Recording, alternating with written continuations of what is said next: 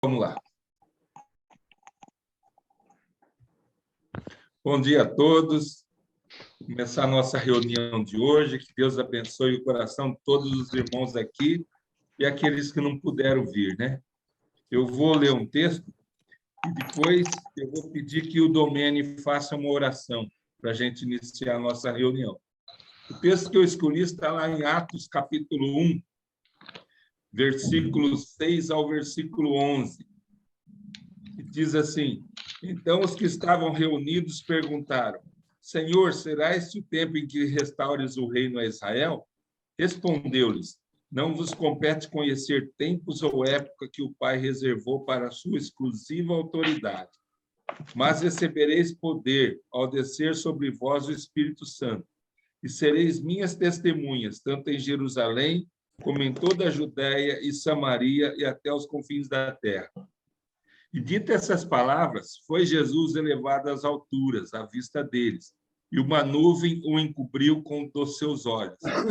Estando eles com os olhos fitos no céu, enquanto Jesus subia, eis que dois varões, vestidos de branco, se puseram ao lado deles.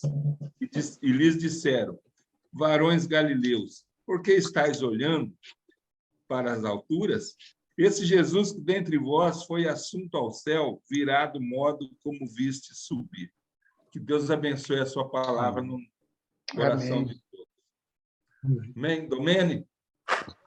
Bom dia. Pois não fala para orar, né? Sim. Tá chegando aí bem a minha voz, é porque eu estou falando com o microfone, com o celular, né? Então vamos lá. Pai amado, nós te agradecemos por mais esse dia de vida que o Senhor nos concede. Te agradecemos, Senhor Deus, pela oportunidade de nos reunirmos como homens. Te agradecemos, Senhor Deus, pelos teus cuidados. Te agradecemos, Senhor Deus, pelo teu amor, Senhor Deus. Assim como no passado, teus apóstolos, Senhor Deus, ansiavam, Senhor, pela tua volta, nós, no século 21, Senhor Deus, também clamamos, Senhor, pela tua volta. Amém. Que o Senhor, que nós estejamos preparados, Senhor Deus, para a volta do teu Filho Jesus, ó Pai. Prepara a tua igreja, prepara o nosso pregador da manhã de hoje. Unge, Senhor Deus, com o teu Santo Espírito, uma porção dobrada, Senhor Deus. Obrigado pela vida, obrigado pelos amigos e irmãos. Eu que lhe peço e te agradeço, em nome de Jesus. Amém. Amém. Amém. Amém. Amém.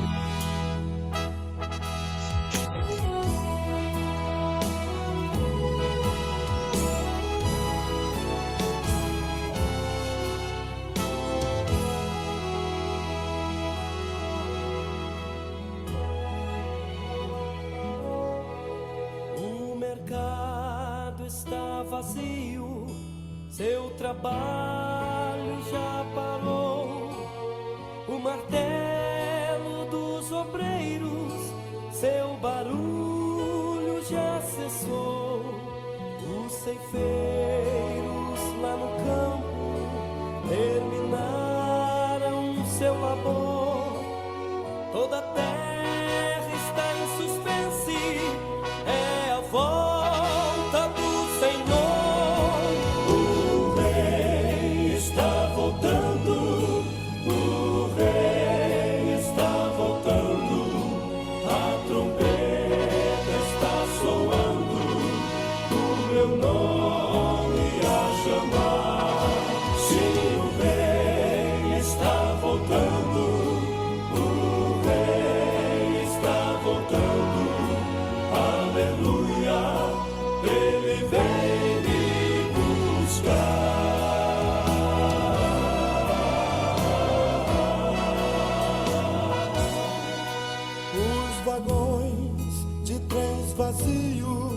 passam ruas e quarteirões, aviões sem seus pilotos voam para a destruição. As cidades estão desertas,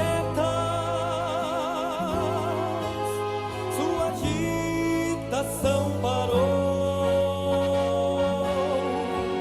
Sai a última notícia: Jesus Cristo já voltou. O Rei está voltando. O Rei está voltando. A trombeta está soando. O meu nome a chamar. Sim, o Rei está voltando. O Rei está voltando. Aleluia, Ele vem me buscar.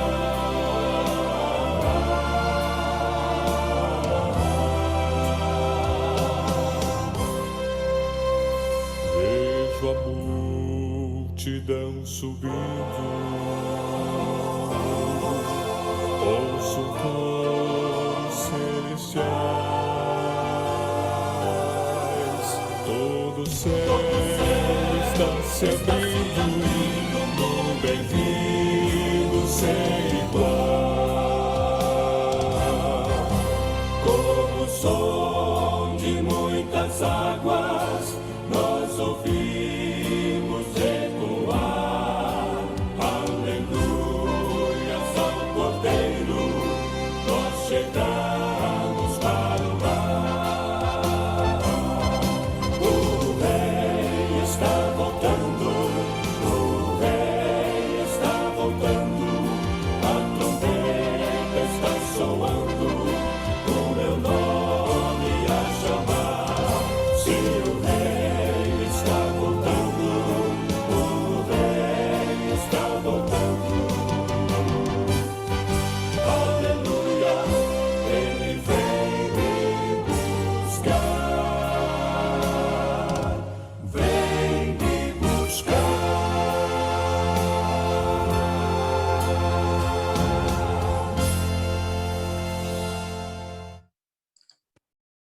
Amém. Chegou bastante gente aí, hein, Moura? Chegou, nós estamos aí, deixa eu ver aqui na tela toda, a Gibe já tinha falado, né? Chegou o Edson Morizzi, o Diácono Iso, lá da Vila Antonieta, em São Paulo, Cláudio, aqui do Campos Elíseos, Paulo Faustino, da FIB, Marcelo, da onde é o Marcelo? Está sem som ainda. Carlos Pesarolo. Ó a igreja, Carlos. Abre o som aí. Chegou também. Bom dia. Bom dia. De onde é, Carlos? Eu sou amigo de longa data do Davi. Do Davi, convidado do Davi. E também o Paulo Faustino está com a gente. Ele está no carro, mas está plugado aí. E o Anderson Rampaz. E tem o Marcelo aí, que eu não sei de onde é, ele está sem som ainda. Então tá, vamos lá então. Rodolfo, bom dia, Rodolfo, também. Bom dia, Rodolfo. Vamos lá. A gente vai estar separando agora em salas, né? Tem esse tempo de oração, e nós vamos colocar alguns motivos aqui. O primeiro é que o irmão Parunsolo, ele foi internado essa madrugada, ou ontem à noite, para uma retirada de um cálculo renal, para uma cirurgia, né? Então, vamos estar lembrando dele nesse momento. Eu já passei por isso, eu sei que depois da cirurgia que o negócio é duro, viu? Antes não é cirurgia tranquila, mas vamos estar orando por ele, né? Vamos orar também pelos missionários que estão espalhados pelo mundo, né? Juntamente com a paz pelo mundo também. E a gente preocupa sempre por aqueles que estão espalhados, não só os missionários, mas todos os crentes, né? Aqueles que sofrem perseguição também pela situação de política, de governo, e vamos estar lembrando também. Orar também pelos crentes espalhados pelo Brasil, pelos nossos irmãos aqui. Vamos estar orando também pelas eleições, que Deus possa se manifestar e mostrar a tua vontade a esse povo, né? E vamos estar orando também pelas nossas igrejas, pelos nossos pastores, pela liderança das igrejas e também pelos nossos irmãos em particular, né? Pelas suas necessidades e dificuldades. Então, é isso. A gente separa em sala, depois de um certo tempo a gente volta, né? Estou separando, daqui a pouquinho nós estamos de volta.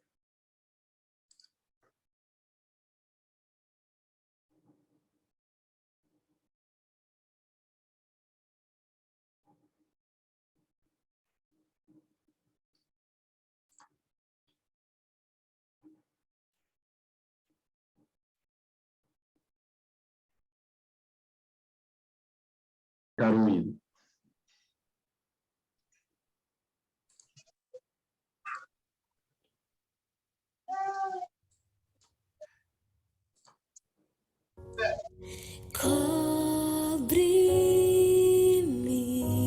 Cobre-me com tuas mãos, com poder.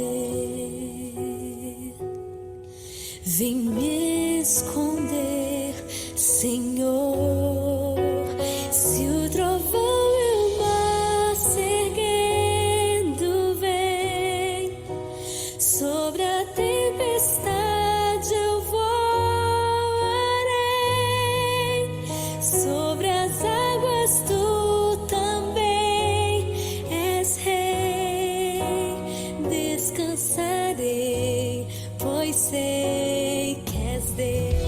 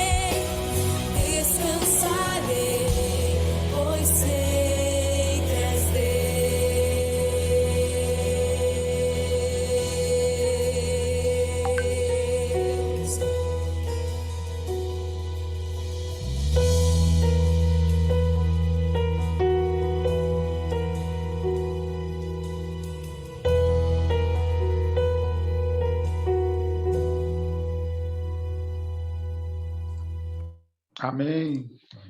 Amém. Amém. Muito bom. Bom, conforme está previsto aí hoje, quem está trazendo a palavra para nós é o Davi, né? E todos já conhecem bem o Davi aí, membro diácono, membro da primeira igreja batista ali da Ilha do Brás, né? E está trazendo essa mensagem para nós quando a resiliência se transforma em contentamento. Não preciso dizer que ele é meu irmão, né? Irmão no sangue. Então, mais uma vez, nós vamos ter aí o privilégio de ouvi-lo, Davi. Eu vou pedir ao pastor Miqueias. Pastor Miqueias está aí ainda? Acho que não, né? Então, eu vou pedir ao pastor Eli que esteja orando encerrando o nosso período de oração e orando pela vida do Davi, que vai trazer essa mensagem agora. Pastor Eli, habilita o seu som aí, por gentileza, e faça essa oração.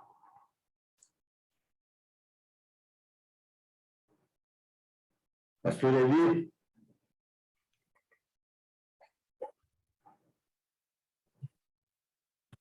Pastor Eli, o senhor está ouvindo?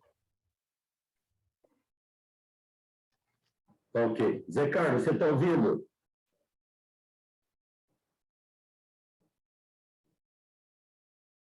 José, sou eu? Isso, faz uma oração. Pastor Eli, acho que não conseguiu abrir o som lá.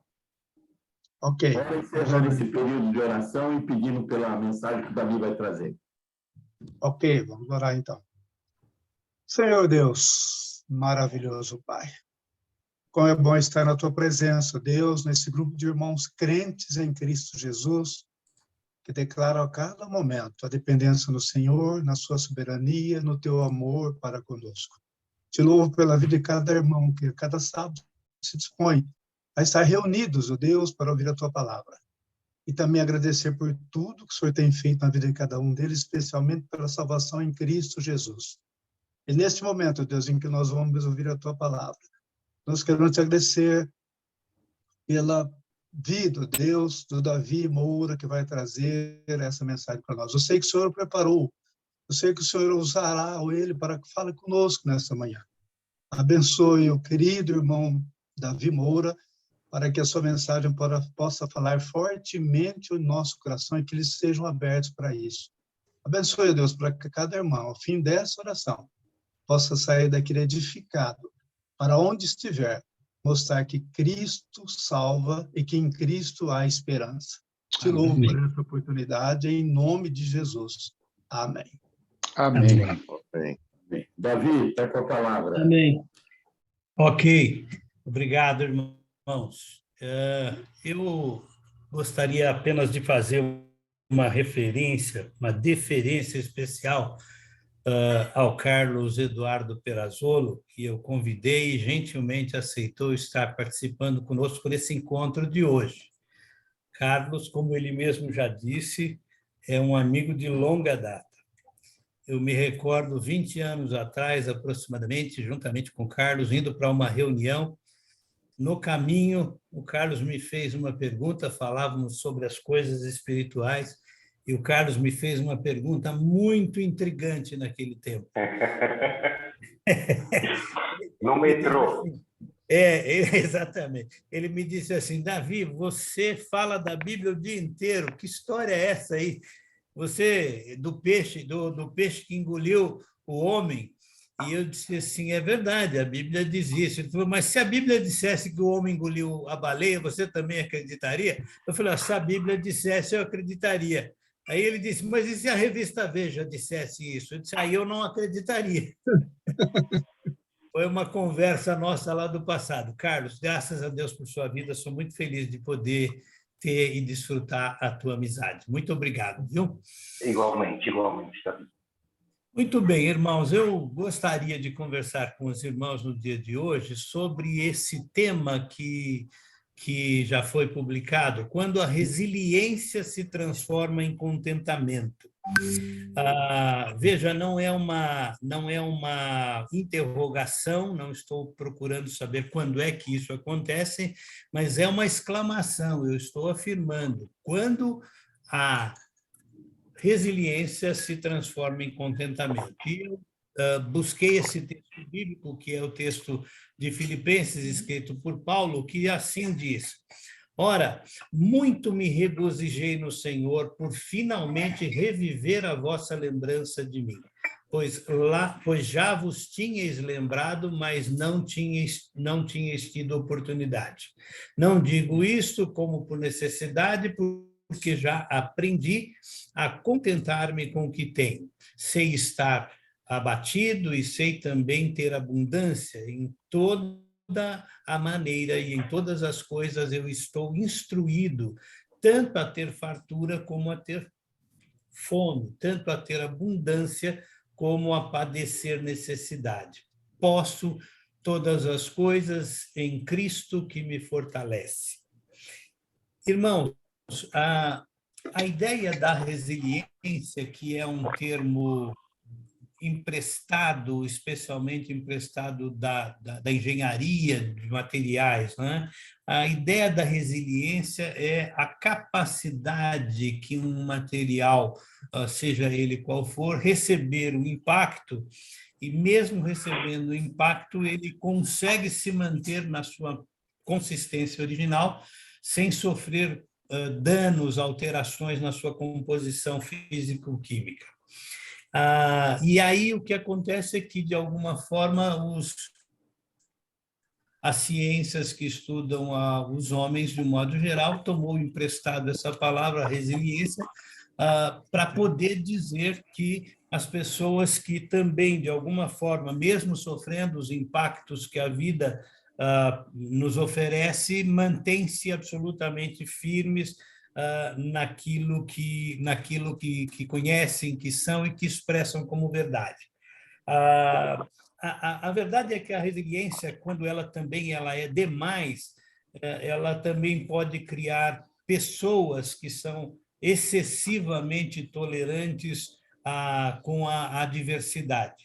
E esse é um ponto, essa é uma curva, é uma inflexão que a gente tem na palavra resiliência. Até quando a resiliência é boa e quando é que a resiliência deixa de ser boa e pode ser ruim ou menos boa, conforme o caso.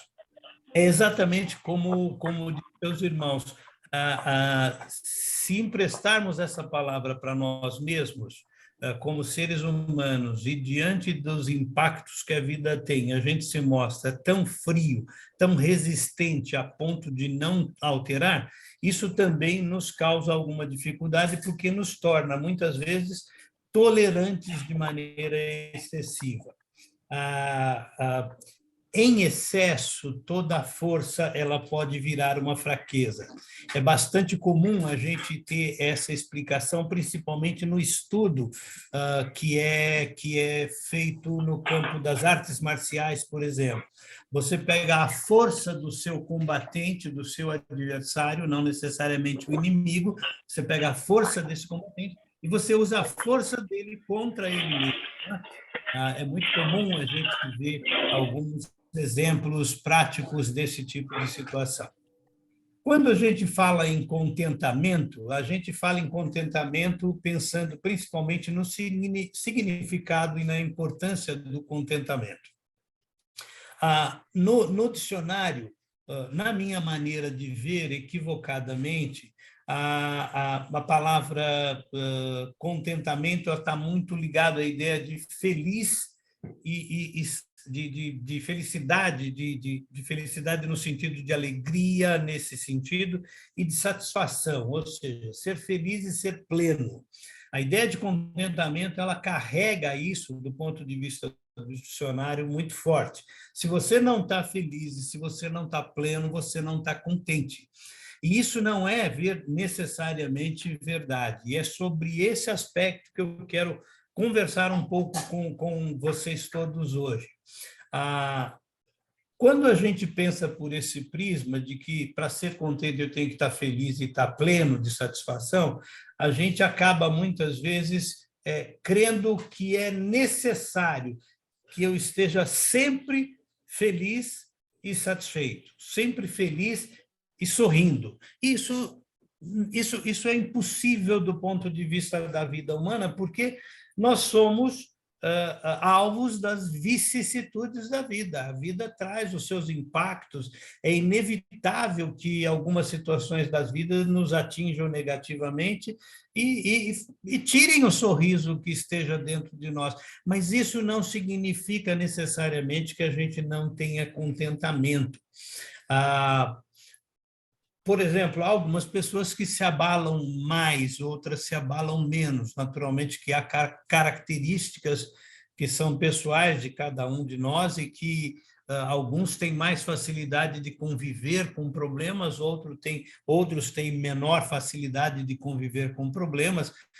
E aí, muitas vezes, a gente percebe que um pequeno problema causa um grande mal para alguém e para outro necessariamente não. Então, há também esse aspecto da nossa capacitação individual de resistir, a nossa resistência propriamente dita. A alegria se refere a um estado de satisfação que ocorre tipicamente na Bíblia, quando a gente assim a encontra nos textos bíblicos classificados, mostrando que o contentamento, a alegria, ele está muito ligado à presença de Deus. A presença de Deus, ela sempre traz a caracterização do estar contente. A presença de Deus supre, a presença de Deus cria anteparos a toda e qualquer dificuldade, não no sentido de que a gente não vá tê-las, mas no sentido de saber que elas são passageiras e que há algo muito maior e muito mais pleno e muito mais completo e muito mais eterno do que qualquer tipo de dor, sofrimento que a gente possa ter. Paulo, quando escreve aos Filipenses, lá no nesse mesmo capítulo 4, no verso 4, ele traz uma expressão que deixa isso muito claro. Ele diz: alegrem-se sempre no Senhor.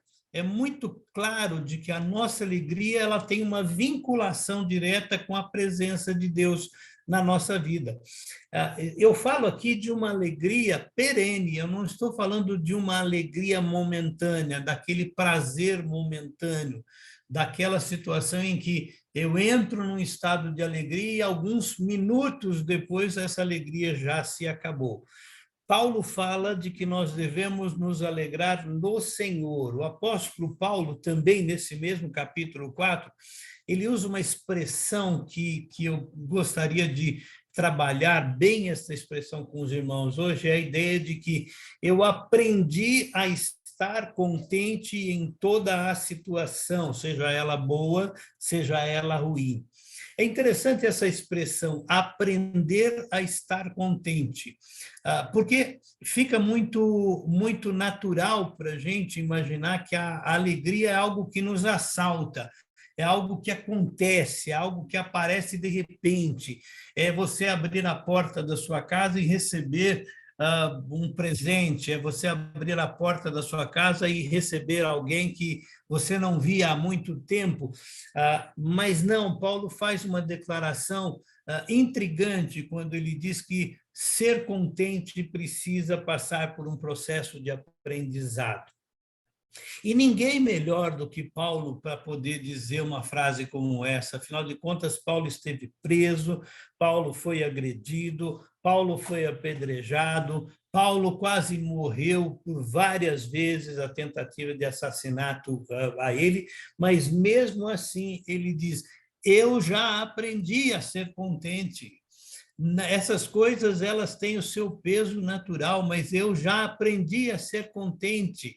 Eu já aprendi a perceber que os fatores da vida, as dificuldades da vida, elas vão acontecer, mas isso não vai roubar a paz do meu coração. Por quê? Porque a minha alegria está no Senhor.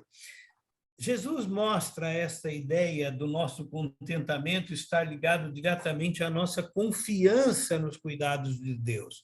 Quando a nossa alegria está vinculada à presença do Senhor, quer significar que a nossa alegria está vinculada à nossa confiança nos cuidados que Deus tem com a nossa vida. Lá em Mateus, no capítulo 6, Jesus faz uma expressão muito interessante, onde ele diz assim: se o Pai cuida tão bem das aves e das flores, nós que somos filhos dele, não deveríamos ficar ansiosos com o que pode ou não acontecer, pois ele, com certeza, vai nos dar tudo aquilo de que precisamos. Percebe como é interessante essa expressão do próprio Senhor Jesus? Gente, vocês estão preocupados, você está aí com o seu coração pressuroso, você está pesado, você está triste, você está choroso, mas eu quero dizer para você que o passarinho que está cantando lá fora e a planta que está aqui no seu jardim, eu cuido delas. Será que eu não vou cuidar de você tanto quanto cuido delas, ou até mais? Você é a obra-prima da minha criação. Jesus falando, Jesus trazendo essa palavra para nós. O fato é que eu e você podemos viver, sim, contentes. O contentamento, ele é um alvo que a gente pode alcançar. Quando Paulo diz que aprendi a viver contente, há uma versão bíblica que é a nova tradução na linguagem de hoje, que diz que eu aprendi o segredo, eu aprendi o mistério de ser contente, mesmo diante de situações difíceis, mesmo diante de impactos negativos da vida, eu aprendi a ser contente. E ele deixa isso muito claro, porque a verdade é que o contentamento, ele não é algo natural na minha e na sua vida. Ao contrário, a nossa vida, ela tem muito mais uma naturalidade, muito mais uma natureza de estar questionando o tempo todo tudo e todos, do que sentir-se contente, satisfeito, pleno com a presença do Senhor tão somente nas nossas vidas. E quando eu digo tão somente, eu não quero minorar a presença de Deus, ao contrário, eu quero exaltar a presença de Deus na nossa vida. A presença de Deus na nossa vida, no nosso coração, é mais do que o dinheiro que a gente possa ganhar, a presença de Deus é mais do que o emprego que a gente possa ter, a presença de Deus é mais do que tudo que a gente possa imaginar que nos traga felicidade. O ponto-chave, então, quando a gente vê essa expressão de Paulo dizendo aprendi o segredo de estar contente, o ponto-chave é entendermos que nós temos que trabalhar o nosso contentamento, nós temos que estudar o nosso próprio comportamento, nós precisamos reprogramar o nosso pensamento sobre alcançar contentamento. E aqui eu não estou aqui falando de uma lavagem cerebral, absolutamente, isso não vem do Senhor. Eu estou falando de reprogramar o nosso pensamento para que o nosso pensamento volte à origem da sua programação, quando Deus assim nos criou. É neste sentido que eu trago a minha palavra. Nós precisamos retornar às nossas bases de criação, onde Deus nos fez, porque Deus nos fez para estar contente. Veja que interessante, lá em 2 Coríntios, no capítulo 6, diz assim: em tudo recomendando-nos a nós mesmos como ministros de Deus, ou seja, na muita paciência, nas aflições, nas privações, nas angústias, nos açoites, nas prisões, nos tumultos, nos trabalhos, nas vigílias, nos jejuns, por honra e por desonra, por infâmia e por boa fama, como enganadores e sendo verdadeiros, como desconhecidos e, entretanto, bem conhecidos, como se estivéssemos morrendo e, contudo, eis que vivemos, como castigados, porém não mortos, entristecidos, mas sempre alegres, pobres, mas enriquecendo a muitos, nada tendo, mas possuindo tudo. Paulo faz essa expressão lá em 2 Coríntios, no capítulo 6, de uma maneira tão impressionante, porque é uma declaração dele dizendo assim: eu sei de todas as coisas difíceis que se acontecem na minha vida, eu tenho plena consciência, eu não estou alienado às dificuldades e aos problemas que a vida me traz, eu não estou bloqueado na consciência de vida. Eu sei de tudo isso, mas eu quero dizer para vocês que, mesmo assim, eu estou contente, porque a minha alegria, o meu contentamento, a minha satisfação, a minha plenitude, ela vem de Deus, ela não vem das circunstâncias deste mundo, mas ela vem da eternidade, da presença de Deus na nossa vida. Nós precisamos reconhecer o caráter inevitável das dificuldades, porque isso nos ajuda a encarar essas dificuldades, até mesmo encarar essas dificuldades com um certo grau de contentamento.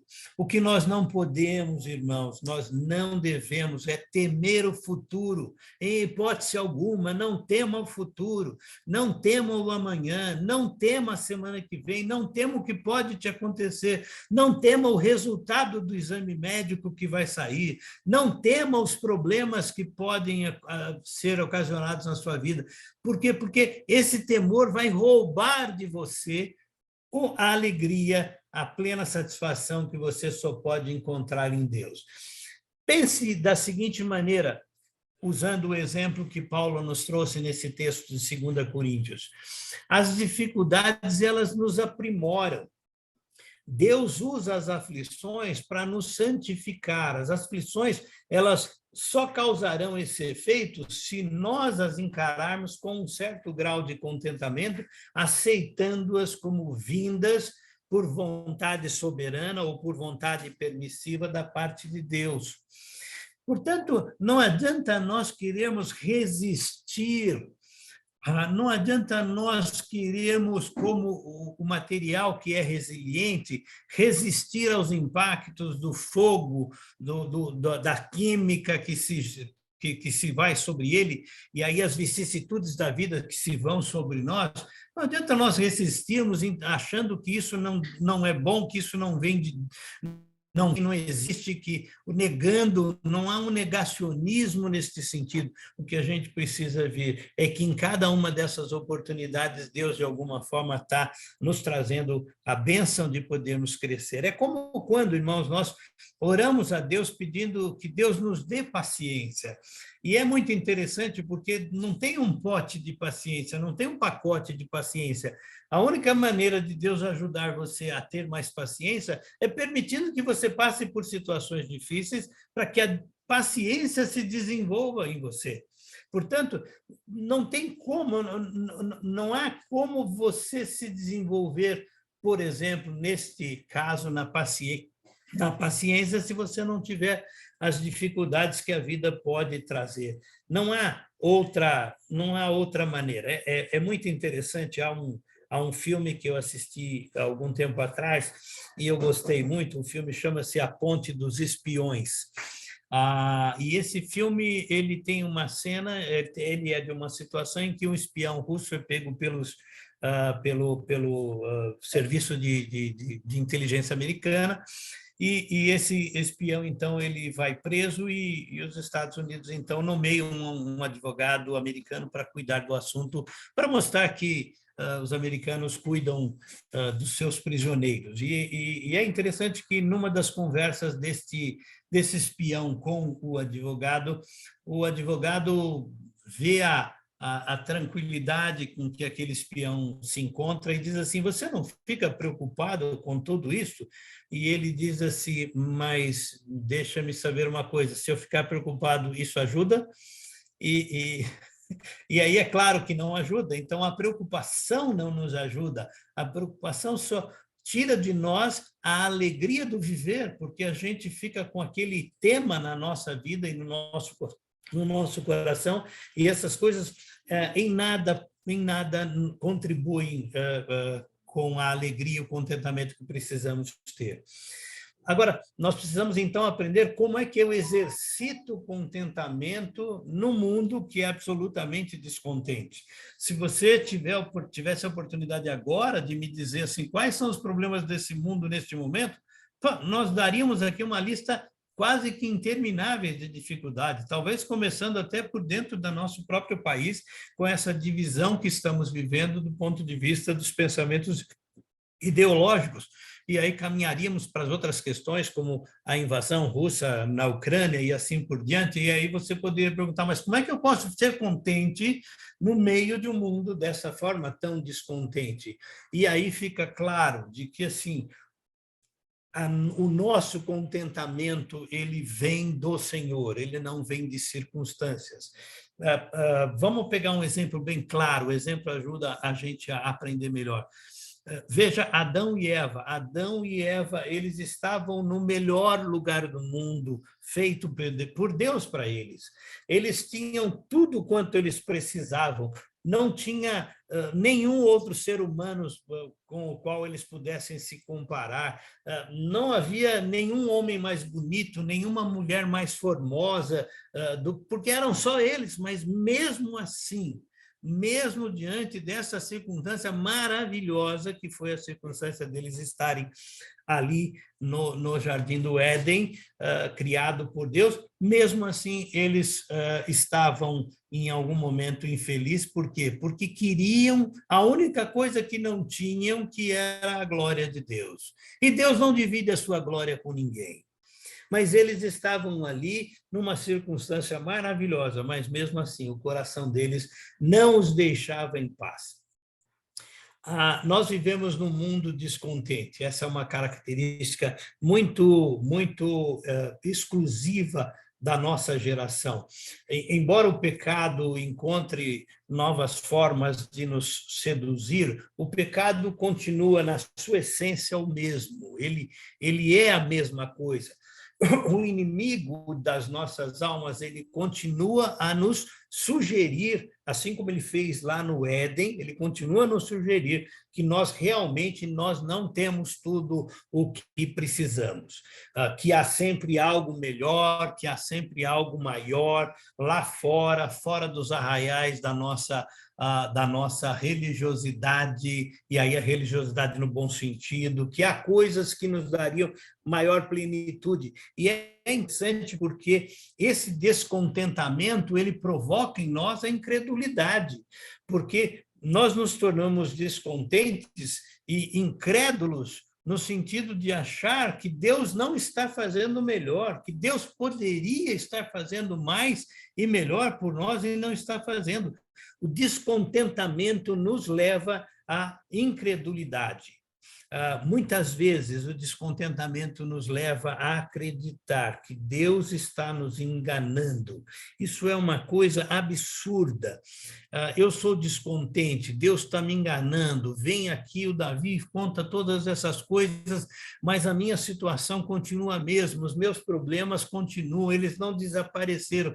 Bem, eles não vão desaparecer. Se você tem a expectativa de que você chegar numa igreja, os seus problemas vão sumir, não perca seu tempo de ir à igreja, porque os seus problemas não vão sumir. É muito interessante a passagem que Jesus vira para os seus discípulos e diz para eles, depois de pregar um sermão, diz assim, vocês também não querem ir embora? Eu não tenho onde dormir, eu não tenho onde repousar a minha cabeça, vocês também não querem ir embora. Então, a gente precisa ter essa realidade, essa verdade no nosso coração. Não vamos nos auto-enganar achando que, por sermos crentes em Jesus, no sentido humano, que a gente tem os nossos problemas todos resolvidos, que eu tenho o corpo fechado para qualquer dificuldade que a vida ofereça. Não, isso não é verdade, isso é mentira. A verdade é que o meu contentamento está no Senhor. Não importam as dificuldades, não importam os problemas, não importam as doenças, enfim, nada importa, circunstância nenhuma importa. Importa é a presença de Deus no meu coração. Eu nunca vou me esquecer, apesar de ser uma cena hollywoodiana, mas eu nunca vou me esquecer daquele final do filme de Paulo, o apóstolo, quando ele caminha em direção àquele tronco onde ele mesmo deposita a sua cabeça, e aí o machado vem e lhe decepa, lhe corta a cabeça. A tranquilidade com que ele faz aquele movimento, a tranquilidade com que ele sai da cela e caminha na direção daquele tronco onde ele ia pôr a sua cabeça e ali seria degolado. Qualquer um estaria gritando, qualquer um estaria tentando fugir, Ele não tinha sequer um soldado a aprisioná-lo, a levá-lo, a empurrá-lo. Ele ia com as suas mãos livres e os pés soltos na direção daquele momento da vida dele. Isso por quê? Porque havia contentamento no coração dele que independia das questões que pudessem estar ocorrendo na sua vida. No nosso coração existe, sim, um vazio enorme, e essa é uma expressão usada por Pascal, né? Pascal diz que há um vazio do tamanho de Deus no coração do homem que não pode ser preenchido por qualquer coisa criada, mas somente por Deus, o Criador, que se fez conhecido através da pessoa bendita de Jesus. Olha, há uma questão, há um livro que traz uma história muito interessante e diz assim, não é um livro, é uma expressão, ela diz assim, quanto dinheiro é suficiente para uma pessoa, para um homem? Quanto dinheiro é suficiente? E a resposta é muito interessante, porque a resposta é só mais um pouco. Ou seja, nunca nós atingiremos a nossa satisfação nessa questão financeira, porque sempre nós vamos achar que precisamos de mais um pouco. Há um anseio no nosso coração que é latente. O problema é quando a gente acredita que esse vazio pode ser preenchido com outras coisas que não seja o próprio Deus na nossa vida. E isso é muito comum, o tempo inteiro é assim, a gente está o tempo inteiro buscando preencher esse espaço vazio do nosso coração, que deve ser ocupado por Deus, com coisas que nos trazem alegrias momentâneas. Então, eu vou ao teatro, eu vou ao cinema, eu pego um avião e atravesso o mundo. Mas quando isso acabar, dali a algum tempo, acabou. A vida voltou, os problemas ainda existem, as dificuldades são as mesmas, o diagnóstico está ali, o prognóstico não alterou, e as coisas da vida continuam sendo iguais. Então, não serão estas coisas, humanamente falando, que vão preencher o nosso coração. Nosso coração será preenchido, sim, pela bênção da presença de Deus na nossa vida. Tem um texto que está lá em Eclesiastes que diz da seguinte maneira: tudo quanto desejaram os meus olhos, eu não lhes neguei, nem privei o meu coração de alegria alguma. E aí ele conclui dizendo, eis que tudo era vaidade e correr atrás do vento. Se o nosso anseio do coração não for preenchido pela presença de Deus, nós vamos passar a vida inteira correndo atrás do vento. A vida inteira correndo atrás do vento. A gente vai ficar o tempo inteiro achando que precisa algo, a gente vai ficar o tempo inteiro olhando e vendo se tem alguma coisa que agora vai preencher esse vazio. E o mundo, ele é muito esperto. Satanás, ele sabe muito bem como é o nosso coração. E por saber como é o nosso coração, ele vem o tempo inteiro trazendo uma série de sugestões com sutilezas. Ele vem dizendo, olha, vem cá, eu tenho aqui algumas coisas que podem te fazer feliz, olha, eu tenho aqui algumas coisas que podem te trazer a alegria.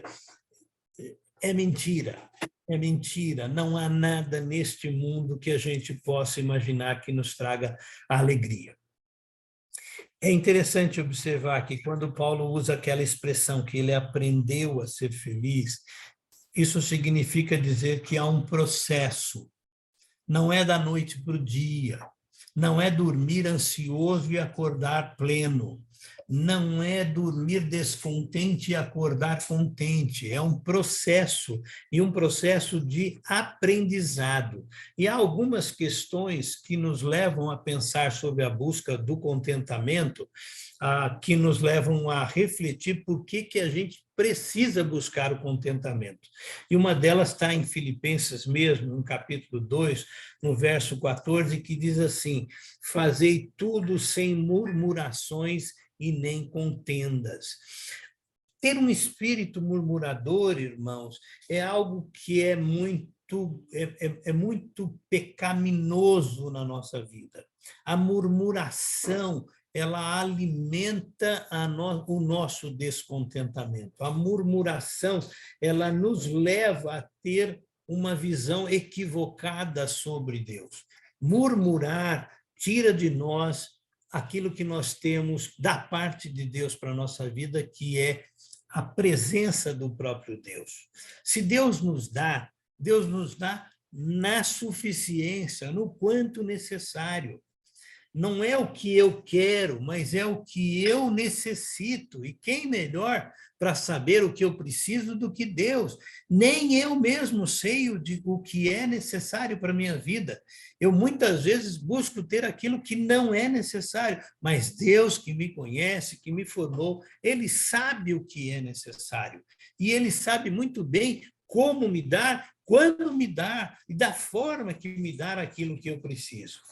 O descontentamento, ele é, sem dúvida, a origem dos nossos pecados. Lá em Tiago, no capítulo 1, nos versos 14 e 15, há uma expressão que diz assim: ao contrário, cada um é tentado pela sua própria cobiça quando esta o atrai e seduz. Então, a cobiça, depois de haver concebido, dá a luz ao pecado, e o pecado, uma vez consumado, ele gera a morte. Ninguém, irmãos, nenhum cristão nasce espiritualmente falando pronto, é um processo. A vida cristã é um processo. É um processo que muitas vezes demora, inclusive, para startar. Tamanho é o pecado que está no coração das pessoas. Então, nós temos que ter paciência no sentido de que Deus vai nos dar a direção do desenvolvimento da nossa vida cristã. Eu gostaria de sugerir alguns passos no final dessa nossa conversa. Alguns passos na direção de você buscar ter contentamento. A primeira coisa que eu diria é busque adaptar-se, ou seja, procure pensar o seguinte: é na privação, nesse solo duro, difícil que é a privação, é na privação onde muitas bênçãos de Deus florescem na nossa vida. Então, eu sugiro ao irmão, como um primeiro passo, adapte-se na direção não de refutar as coisas difíceis simplesmente por refutá-las, mas tentar perceber nas coisas difíceis as manifestações das bênçãos de Deus. Um segundo passo é exercite a gratidão. E essa é uma verdade inexorável na vida de qualquer pessoa. Quando você estiver muito aborrecido com alguma coisa que está ruim na sua vida, ajoelhe-se diante de Deus e ore, exercitando diante de Deus gratidão por tudo que existe na sua vida, até mesmo pelas dificuldades. Agradeça a Deus tudo que você já é, tudo aquilo que você já tem. Agradeça a Deus pela vida dos seus familiares, pela vida dos seus amigos. Agradeça a Deus. Quando o coração e a mente se enchem de gratidão, o peso da dúvida, do descontentamento vai embora. Um terceiro passo que eu indicaria para vocês é o passo do mais antigo, da minha infância. Leia a Bíblia e faça a oração. Não há coisa melhor, não há coisa que enche mais o coração e a mente de uma pessoa do que pegar um texto bíblico, ler o texto bíblico, orar a Deus inicialmente, falando com Deus, pedindo que Deus fale ao seu coração, e Deus há de falar ao seu coração. Leia a palavra de Deus, leia os textos bíblicos.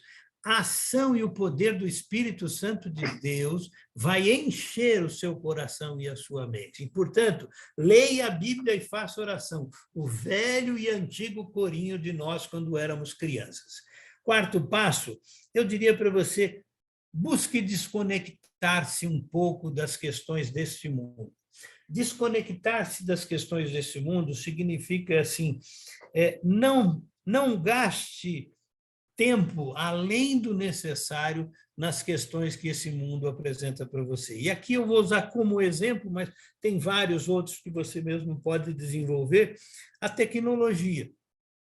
Tecnologia é maravilhosa, é maravilhoso. Eu tenho tido um pouco mais de tempo para mexer nesse assunto e eu fico espantado de ver como a ciência se desenvolveu nesse campo da tecnologia e os benefícios que isso trouxeram.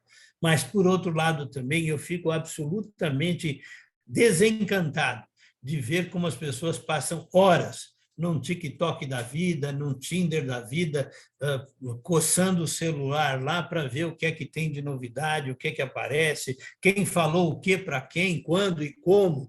Enfim, desconecte-se um pouco. À medida em que você se desconecta dessas questões, você vai ter mais tempo para ouvir a voz de Deus. Interessante que isso fala muito a nós, os crentes, porque nós somos muito ativistas do ponto de vista eclesiásticos. Nós vamos à igreja e passamos o dia inteiro na igreja trabalhando se precisar, mas nós saímos da igreja sem ouvir a voz de Deus. Por quê? Porque não deu tempo. Eu tinha que fazer isso, eu tinha que fazer aquilo, eu tinha que fazer aquilo outro, e acabei não tendo tempo para ouvir a voz de Deus. Muitas vezes nós precisamos nos desconectar do nosso ativismo eclesiástico. O descontentamento ele é muito grave, como eu disse a vocês, porque o descontentamento ele desonra a Deus, porque não reconhece os grandes feitos que Deus tem trazido à nossa vida. O descontentamento nos leva à ingratidão. O descontentamento não nos faz lembrar da boa presença de Deus na nossa vida. O descontentamento ele põe em dúvida até mesmo o caráter de Deus na nossa vida. O que a gente precisa ter em mente é de que a beleza de Cristo em nós, ela é suficiente para entender que Deus está cuidando de nós. A diferença que acontece no nosso coração é que a gente só entende que Deus está cuidando de nós se nós temos aquilo que nós queremos. E esse é um grande erro, isso é uma tolice da nossa parte, achar de que Deus só cuida de mim quando Ele dá aquilo que eu quero.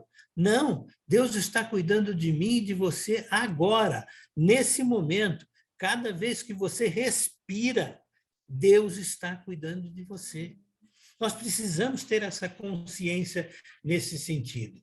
O descontentamento, como disse aos irmãos, revela a ingratidão da nossa parte diante de Deus.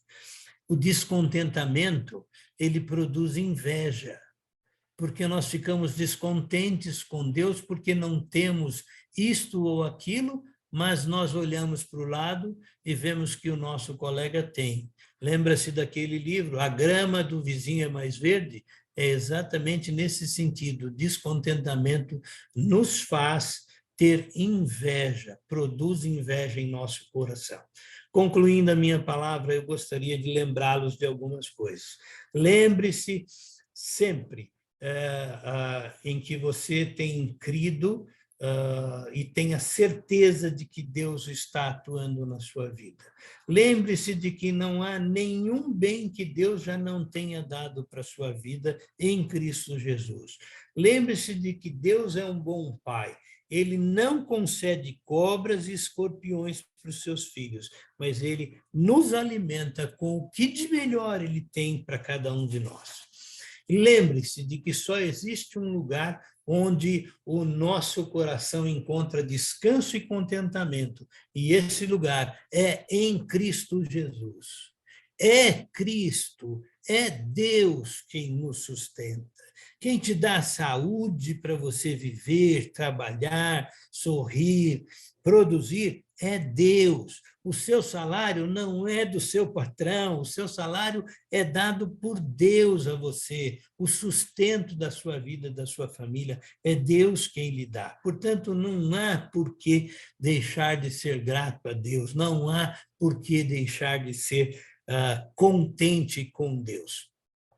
Há uma expressão de Agostinho de Hipona, que diz assim: fizeste-nos para ti, e inquieto está o nosso coração, enquanto não repousa o nosso coração em ti.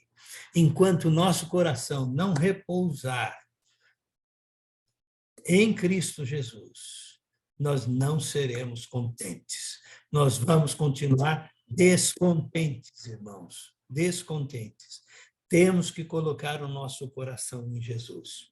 Tem um livro escrito por Tolstói Tolstói foi um Lev Tolstói, um russo, e o livro tem como título uma pergunta. E a pergunta que está no título do livro é: de quanta terra precisa um homem? É interessante essa expressão. De quanta terra precisa um homem? E ele conta uma história muito interessante, dizendo o seguinte, de que um fazendeiro muito rico, que tinha uma fazenda enorme, um homem de muitas posses, muito competente em todos os sentidos, diz que a esse homem foi oferecido a ele o seguinte: olha, por 1000 rublos, que é a moeda russa, você pode ter toda a terra que você achar que consegue ter.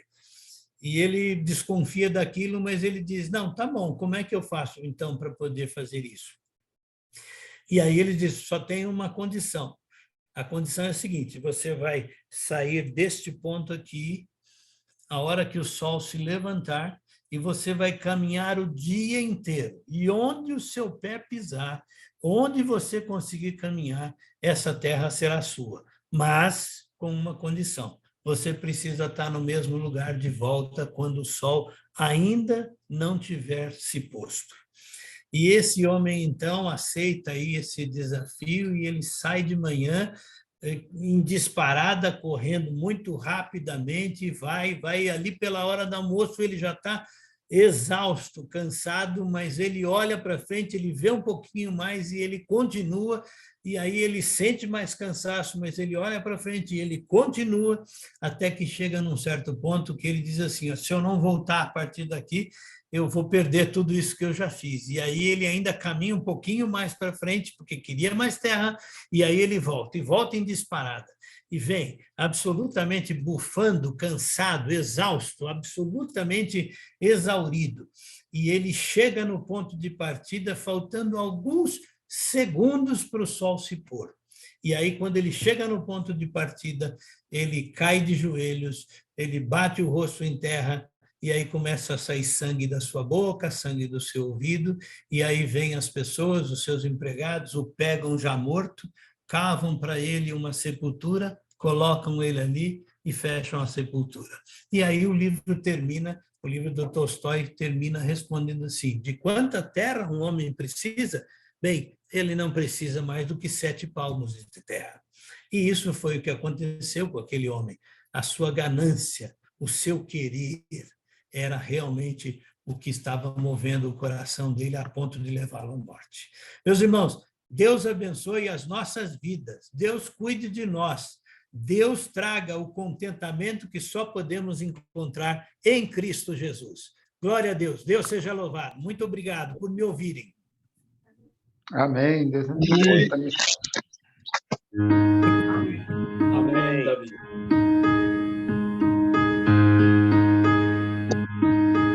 Senhor, meu Deus, quando eu maravilhado contemplo a tua imensa criação,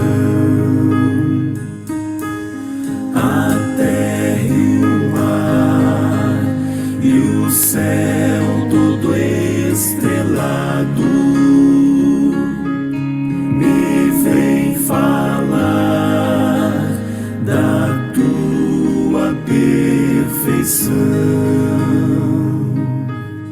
Então minha alma canta a ti, Senhor. Grandioso és tu, grandioso és tu. Então minha alma canta a ti, Senhor. Grandioso és tu, grandioso és tu.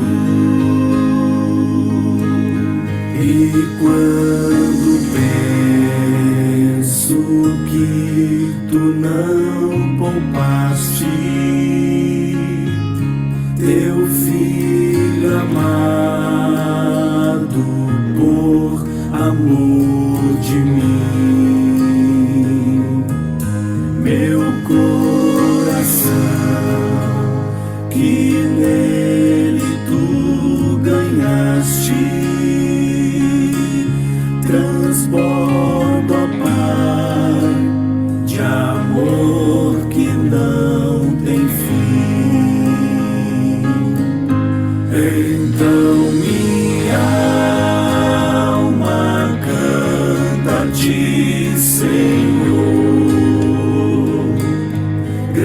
grandioso és tu, grandioso és tu. Então minha alma canta a ti, Senhor. Grandioso és tu, grandioso és tu. Como quando Cristo, o amado meu, voltando, vir do céu, o povo seu buscar no lar eterno. Eu quero jubilando a tua santa face contemplar. Então minha alma canta a ti, Senhor.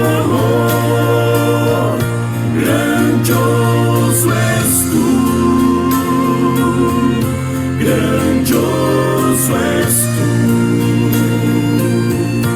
Então minha alma canta a ti, Senhor. Grandioso és tu, grandioso és tu.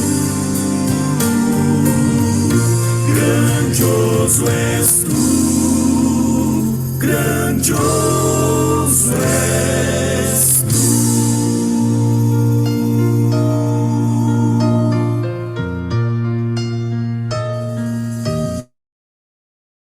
Glória a Deus, amém.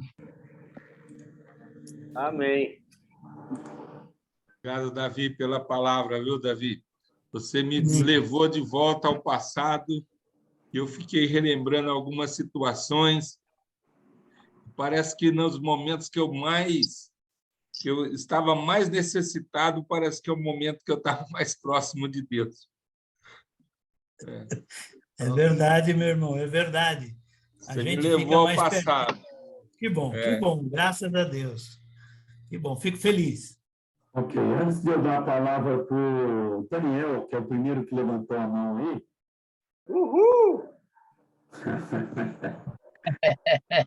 Nós vamos estar encerrando oficialmente o nosso encontro. Nós estamos agora com 29 irmãos na sala.